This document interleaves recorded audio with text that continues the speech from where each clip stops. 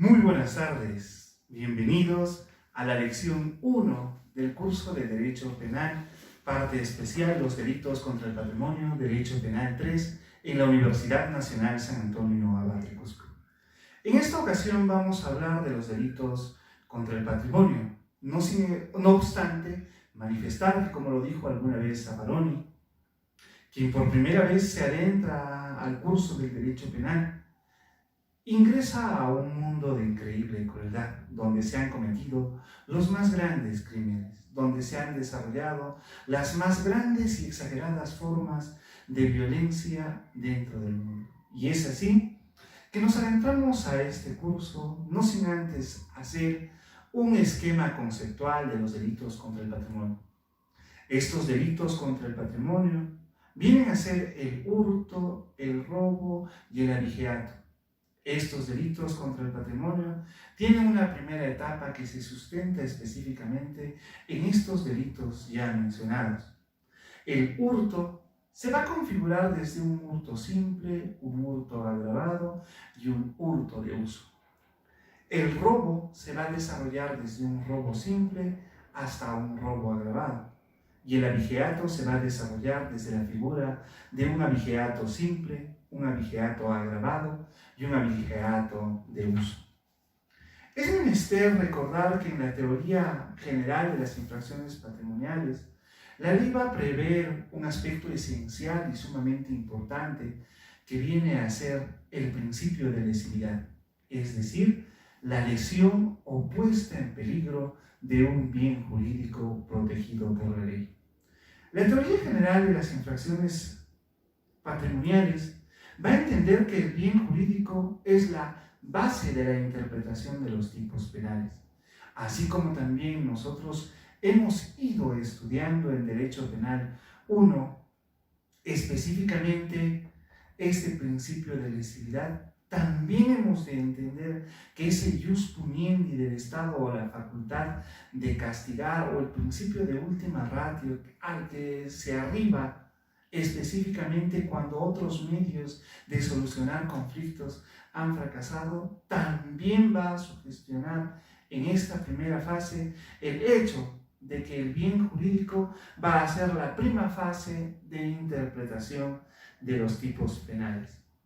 La teoría general de las infracciones patrimoniales entiende que la determinación de la identidad del bien jurídico que se pretende proteger a través de los denominados delitos patrimoniales tiene trascendente importancia no solamente desde la perspectiva de la función de garantía que supone dicha categoría, según la cual solo los bienes jurídicos pueden ser protegidos por el derecho penal, sino merced a su función interpretativa, que no puede negarse el hecho de que también estos bienes jurídicos tienen que ser tutelados y amparados por el derecho.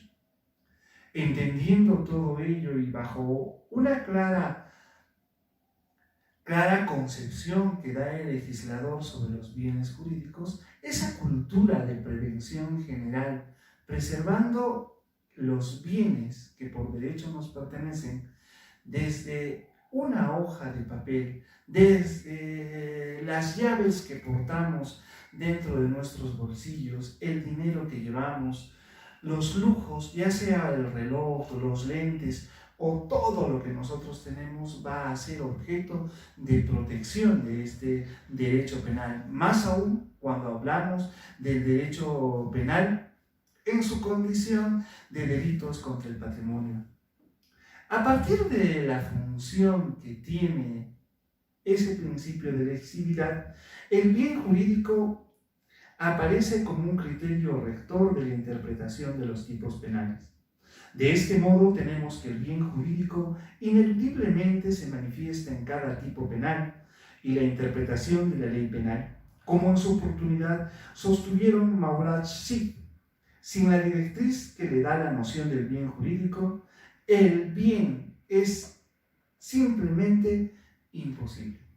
Si nosotros entendemos de mejor manera la dirección a la que vamos a ir arribando para la protección de los bienes jurídicos, en esa protección de los bienes jurídicos vamos a hablar del bien mueble, de lo que me pertenece, de las medias que uso, de las zapatillas que uso, de la camisa con la que estoy vestido, del reloj que tengo, del anillo que porto, de los aretes que tengo, de los lentes que estoy portando, del celular que estoy llevando, de la casaca que tengo o de todo lo que en sí por derecho nos pertenece. Es así que el concepto del bien jurídico penal, bien recuerda Urquizo Olaechea, asume un papel fundamental de guía en el proceso de interpretación de la ley penal, con el cual será posible descubrir el ámbito de protección o el fundamento del injusto. Es destacada la importancia no solo garantista, sino también interpretativa del bien jurídico. No queda sino proceder a identificar el bien jurídico protegido penalmente. Es decir, analizando, llevamos nuestros recuerdos hacia el campo del derecho penal 1 y en el campo del derecho penal 1 ingresamos a ese principio de lesividad. El derecho penal supone la aplicación del derecho penal cuando se ha lesionado o puesto en peligro un bien jurídico. ¿Y qué es un bien jurídico? ¿Acaso no es todo lo que en sí nos pertenece? Desde la vida, el cuerpo, la salud, nuestros bienes, todo lo que tenemos, el patrimonio del Estado, la función pública, la salud pública y un sinnúmero de etcéteras que de por sí solos vienen a garantizar específicamente el hecho de tratar de dar un aspecto esencial a ese bien jurídico que protege la ley. El bien jurídico, protegido genéricamente o generalmente en los delitos del patrimonio, viene a ser el bien mueble, total o parcialmente ajeno. Es decir, como lo vuelvo a repetir, lo que nos pertenece, lo que portamos, lo que llevamos, lo que hemos tenido, ese reloj, ese anillo, nuestra casaca, y también cuando se trata de delitos pluriofensivos, también, ¿por qué no?, la vida, el cuerpo y la salud. Vamos a hacer un estado de identificación de un bien jurídico y la ubicación sistemática, puesto que cuando se intenta determinar la autenticidad de un interés jurídico protegido mediante el derecho penal, lo primero que suele hacerse es recurrir a la ubicación sistemática que le ha dado el legislador dentro del Código Penal.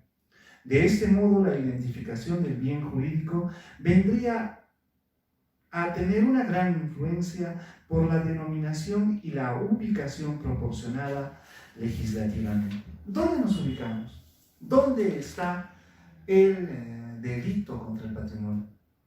¿Qué es lo que protege ese delito contra el patrimonio? A esa idea debe objetarse que los criterios de sistematización de los delitos y de ubicación normativa no necesariamente tienen que ver con la identidad del bien jurídico y la decisión de agrupar delitos dentro de un rubro específico, sino que se debe, por lo general, más a decisiones político-criminales que a cuestión de dogmática penal. Recordamos el derecho penal, parte general, y en ella vamos a ver que existe una cultura de prevención general. Existe además de una cultura de prevención general la dogmática penal. Y en esa dogmática penal vamos a entender, vamos a interpretar todas esas instituciones especiales para nosotros, para así de esta manera construir epistémicamente nuestra teoría del caso. Con ello surge también una política criminal o de prevención general. ¿Por qué? Porque ya hemos aprendido, ya nos han dado el mensaje y es a partir de ese mensaje que nosotros vamos a tener que desarrollar un sinnúmero de actividades para que actos delincuenciales dejen o cesen o ya no tengan que hacer más nada dentro del ámbito social. Por ello es de gran importancia el derecho penal. Entonces, entendemos que esto se grafica con cierta claridad en el ámbito de los denominados delitos especiales, y estos delitos especiales van a ingresar al rubro de protección. ¿Qué es lo que protejo? Protejo bienes jurídicos, como lo dije anteriormente. ¿Qué cosa es lo que protejo? Protejo la vida, el cuerpo, la salud pública, protejo el patrimonio, protejo los bienes del Estado, protejo un sinnúmero de bienes jurídicos, y es a través de ese sentido de protección que nosotros vamos a ir trasladando nuestras inquietudes y vamos a tratar de ubicar a ese derecho penal 3 o a ese derecho invocado en estos instantes, delitos contra el patrimonio, ya que se encuentra en el título 5 del libro 2 del Código Penal. El mencionado título 5 viene rubricado con la denominación delitos contra el patrimonio, lo que hace suponer que todos los ilícitos allí comprendidos protegen de modo genérico el patrimonio. Y entendiendo ello, entendiendo que lo que vamos a proteger es el patrimonio, vamos a entender que ese patrimonio se va a constituir con un bien jurídico o como un bien jurídico tutelado, protegido por ley, y que en muchos de los casos tiene una gran insignificativa importancia dentro del ámbito penal, ya que se cobrará especial interés respecto al bien total o parcialmente ajeno que es sustraído de la esfera de dominio de una determinada persona. Para poder entender específicamente la concepción del patrimonio, hemos de entender 3 teorías sobre el concepto penal del patrimonio. Desde diversos puntos de vista, el patrimonio será entendido bajo una sombra de concepción jurídica, bajo una sombra de concepción económica y bajo una sombra de concepción económica y jurídica. No obstante, es advertir que teniendo ya en cierto modo claro cuál es nuestra posición en relación al tema de la autonomía, de la concepción del derecho penal, procederemos ahora a referirnos al concepto penal del patrimonio. Aclaramos que cuando se utiliza la expresión concepto penal de patrimonio, ello no supone necesariamente que se está utilizando un concepto de patrimonio elaborado exclusivamente para el derecho penal. Lo que se quiere decir a través de lo expresado de esta expresión es un concepto de patrimonio. ¿Cuál es el concepto que debe utilizar el derecho respecto al patrimonio? Recuerden bien, cuando hablamos de ese principio de lesividad, la lesión o puesta en peligro de un bien jurídico protegido por ley. ¿Y cuál es el bien jurídico? El patrimonio. ¿Pero qué es el patrimonio? ¿Cómo hemos de entender el patrimonio? Patrimonio desde un punto de vista económico, desde un punto de vista jurídico o desde un punto de vista económico y jurídico. Y en relación al patrimonio, son 3 las tesis o concepciones dominantes en relación a su contenido. Una concepción jurídica de patrimonio, una concepción económica del patrimonio y una concepción económica jurídica del patrimonio, o llamada también una posición o una concepción mixta respecto al patrimonio. Entenderemos ahora la concepción económica del patrimonio, y con esta concepción económica del patrimonio diremos que es una contraposición a la concepción jurídica del patrimonio que orientaba su posición hacia los derechos. La concepción económica del patrimonio toma como referente los bienes y valores con contenido económico. Así, el patrimonio viene configurado como el conjunto de bienes y posiciones económicamente valorables. ¿Cuánto vale el reloj? cuánto vale la montura, cuánto valen mis lentes, cuánto vale mi camisa, cuánto vale mi correa, cuánto vale mi celular o cuánto vale en sí todo lo que tengo. La contraposición que tenemos a esta concepción económica del patrimonio la vamos a entender en una concepción jurídica del patrimonio. Es decir, según esta tesis, el patrimonio viene constituido, rememorando a Carlos Binding, uno de sus más devotos seguidores, por la suma de los derechos y deberes subjetivos y objetivos patrimoniales de una persona. Es decir, para la concepción jurídica del patrimonio, este viene conformado por todos aquellos derechos que para el propio individuo tienen un reconocimiento jurídico con prescindencia de su valor económico.